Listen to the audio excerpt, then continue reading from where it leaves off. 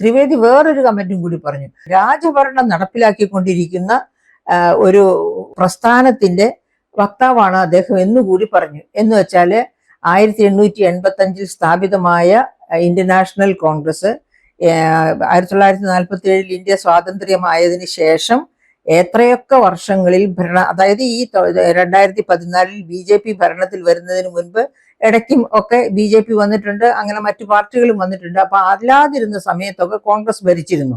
അങ്ങനെ കോൺഗ്രസ് ഭരിച്ചിരുന്ന സമയത്തൊക്കെ നെഹ്റു കുടുംബാംഗങ്ങളിൽ ആരെങ്കിലുമാണ് പ്രധാനമന്ത്രിയായി വന്നിരുന്നത് എന്നുള്ളത് കൊണ്ടാണ് രാജഭരണം തന്നെ തുടരണമെന്ന് ആഗ്രഹിക്കുന്നതിന്റെ വക്താവ് എന്നുകൂടി അദ്ദേഹം പറയണത്.